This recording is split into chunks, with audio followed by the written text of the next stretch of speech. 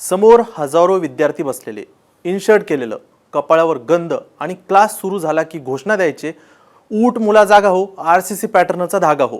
मग पहा, पांडुरंग म्हणत हसत खेळत विद्यार्थ्यांना शिकवायचं. त्यानंतर विद्यार्थ्यांना एखादा डबल मिनिंग जोक सांगायचा आणि विद्यार्थी हसायचे. मी बोलतोय प्राध्यापक शिवराज मोटेगावकर यांच्याबद्दल. शिवराज मोटेगावकर हे नाव प्रचंड मराठवाड्यात फेमस होतं. लातूर हे इंजिनियर आणि डॉक्टर घडवणारी एक फॅक्टरी समजली जाते. 10वी झाली की क्लासेस लावायचे. केमिस्ट्री म्हणलं की मोटेगावकर सरांकडेच असा विद्यार्थ्यांचा कल असायचा.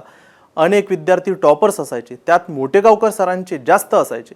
त्यांचं प्रस्थ एवढं वाढलं की आता इमारती बदलल्या, क्लासचा हॉल बदलला, नवीन तंत्रज्ञान देखील मोटेगावकर सरांनी राबवलं. पण शेवटी नीट पेपर फुटी प्रकरणात मोटेगावकर अडकले.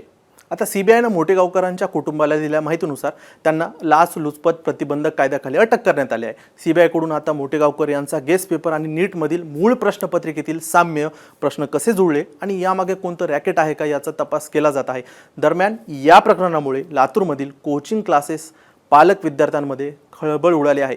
सीबीआयच्या पुढील तपासाकडे सर्वांचं लक्ष लागलं आहे. पण जो व्यक्ती प्राध्यापक उठमुला संघर्षाचा धागा हो, आरसीसी पॅटर्नचा धागा हो असं सांगायचे, तेच आज पेपर फुटीचा धागा झाला आहे. त्यामुळे लातूरमधील एक मोठा मासा, कोचिंग विश्वातील एक मोठा मासा आज सीबीआयच्या गळ्याला लागलेला आहे.